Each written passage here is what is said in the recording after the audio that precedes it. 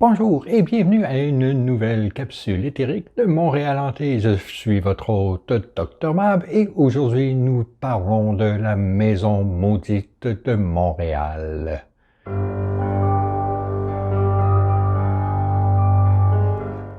En plus des capsules éthériques chaque samedi en anglais et en français, Montréal Hanté offre des promenades thématiques, une tournée des bars et des enquêtes sur les phénomènes paranormaux de Montréal et de la région. Pour en savoir plus sur l'organisation ou pour participer à une de leurs activités, vous pouvez suivre les liens dans la description. Et maintenant, parlons fantômes.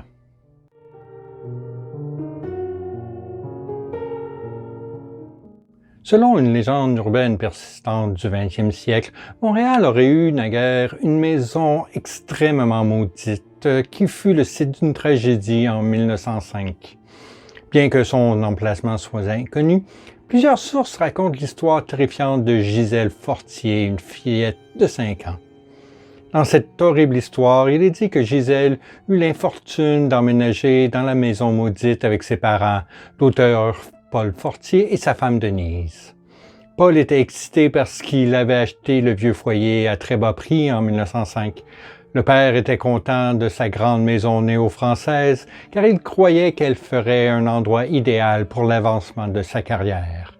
Son premier livre, Les Chants d'Amarante, reçut des critiques positives, l'encourageant à travailler davantage sur sa deuxième œuvre littéraire.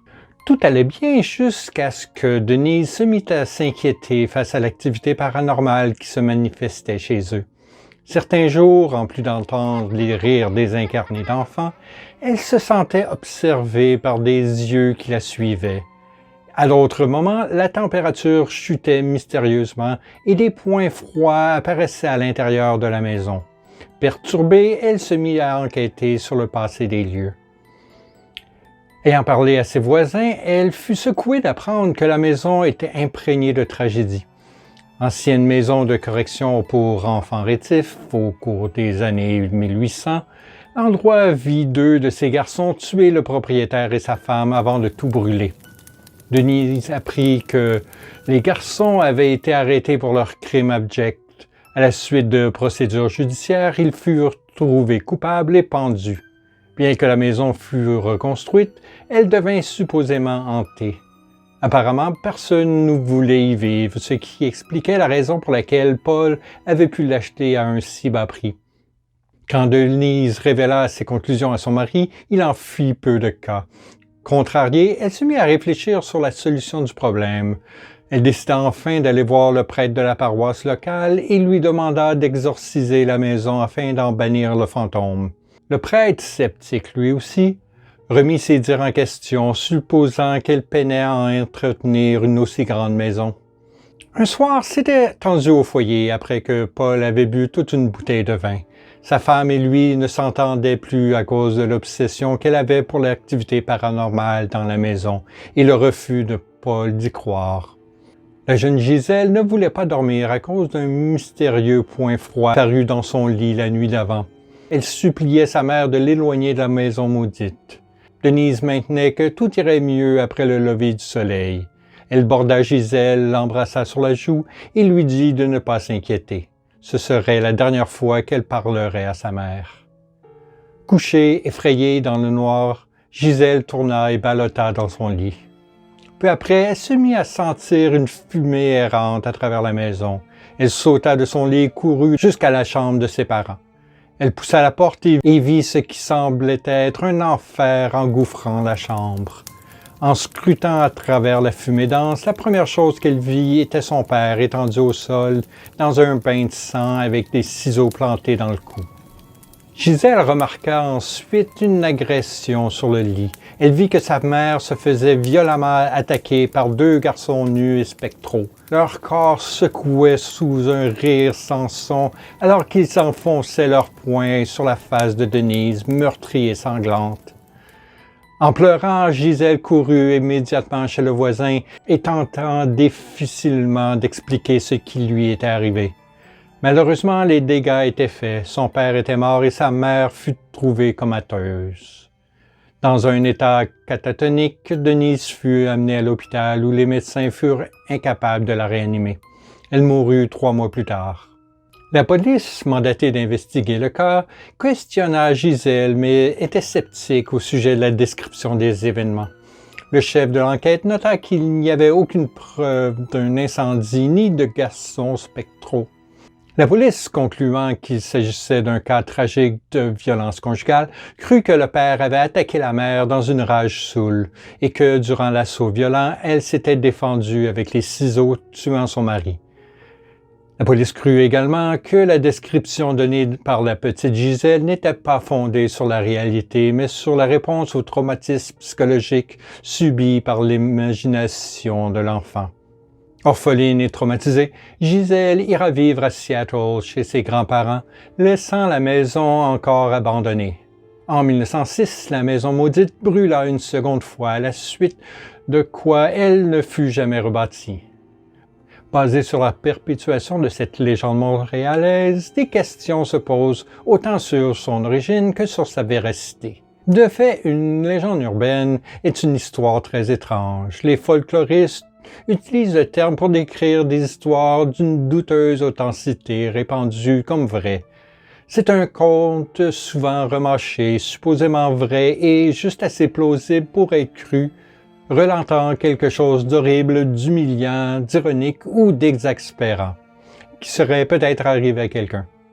Le professeur d'anglais Jan Brunvand de l'Université de l'Utah introduit le terme légende urbaine dans une série populaire de livres publiés dans les années 80. Brunvand fit 2 points dans sa collection de légendes de 1981. The Vanishing Hitchhiker, American Urban Legends and Their Meanings. D'un, les légendes et le folklore ne naissent pas exclusivement dans les sociétés dites primitives ou traditionnelles. Et de deux, les gens peuvent surtout apprendre en étudiant de tels contes urbains et modernes. Maintes légendes urbaines contiennent des éléments de mystère, d'horreur, de peur ou d'humour et servent souvent de contes moraux pour enfants et adolescents. Le problème est que la plupart des légendes ne sont simplement pas vraies, malgré leur légion de fidèles. Comment ces légendes naissent est souvent inconnu, mais leur capacité à se répandre impressionne. Tel un jeu de téléphone, les légendes urbaines peuvent changer avec le temps et les gens qui les racontent ajoutent leur propre parti pris ou préjugés. On ne peut nier que la légende urbaine de la Maison maudite de Montréal a ses fidèles. Encore et encore, elle a été publiée dans les livres, les blogs et même dans divers chats sur Internet. Par exemple, en 2012, une personne avec le pseudonyme Someone98 posta la déclaration suivante sur la légende urbaine sur le site livejournal.com. Mes rêves et cauchemars d'enfant étaient hantés par une histoire que j'avais lue dans un livre que mes parents m'avaient acheté. Un livre sur de vraies histoires de fantômes que j'aimais quand j'étais petit. Ça reste l'histoire la plus troublante et épeurante que j'ai entendue. Il est probable que le livre en question soit Haunted America de Michael Norman et Beth Scott, publié en 1994. Beth Scott était une auteure pigiste pour plus de 30 ans et mourut vers le temps de la publication du livre. Michael Norman, né le 29 juin 1947, est un auteur américain connu pour sa série de livres sur le paranormal, tels que Haunted Heartland, Haunted Wisconsin et Haunted Heritage.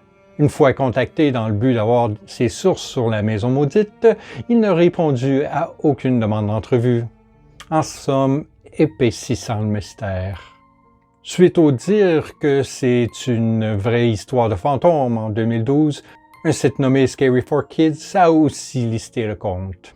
La légende urbaine franchit la frontière linguistique en 2010 lorsqu'elle apparut en français.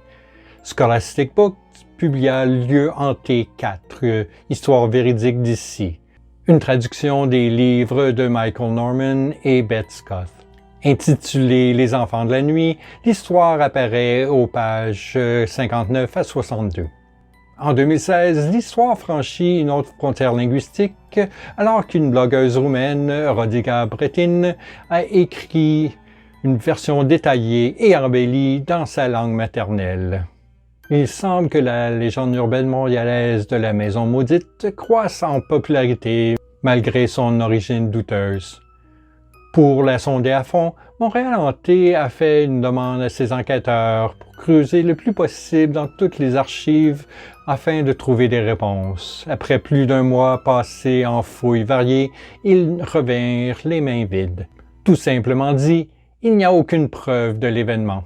Aucun rapport médiatique sur l'accident tragique, aucun registre médical, aucun avis de décès de Paul et Denise Fortier, aucun rapport d'enfants exécutés, ni même de preuve que le livre « Les chants d'Amarante » de Paul Fortier n'ait jamais existé.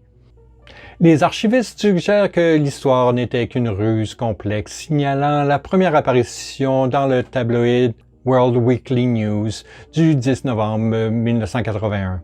Sous le titre « Des spectres meurtriers mortels invités d'une maison d'horreur », l'article de Rob Robbins raconte les détails sanglants de l'histoire. D'autres recherches ont révélé que la source originelle de l'histoire n'était largement que fiction du tabloïd publié aux États-Unis de 1979 à 2007. Malfamé pour ses articles de couverture bizarre, souvent fondés sur le surnaturel ou le paranormal, ses thèmes et son approche de l'actualité frisaient le satirique. Weekly World News cessa de publier en août 2007, mais son front noir et blanc caractéristique deviendra une des images de la culture pop largement utilisée dans les arts. On ne sait pas pourquoi Rob Robbins choisit Montréal pour le siège de son histoire bizarre ou une famille francophone pour son protagoniste. Le niveau de précision des détails dans le récit, allant de l'année exacte que fut construite la maison au titre du livre du père, donne force à sa probabilité. Toutefois, outre les apparences, l'histoire n'est rien de plus qu'un article folliculaire de fausses nouvelles. Comment cette légende urbaine fut-elle capable de se répandre aussi loin et récolter autant de croyants atteste de l'influence de ce type d'histoire. Avec leur renarration et embellissement constant, les légendes urbaines ont l'étonnante capacité d'agripper l'imagination du public pour l'en faire parler des années durant. N'importe, l'histoire de la Maison Maudite de Montréal démontre amplement qu'une légende urbaine a sa propre vie, malgré son origine douteuse. Et voilà, ce n'était qu'une légende urbaine. Si vous connaissez d'autres histoires du style sur Montréal, n'hésitez pas à nous en faire part dans les commentaires. N'hésitez pas non plus à aimer la vidéo, vous abonner et activer les notifications pour ne manquer aucune de nos capsules. D'ici samedi prochain, je vous souhaite une bonne semaine et gardez l'œil ouvert. On ne sait pas quel fantôme rôde à Montréal, ou non.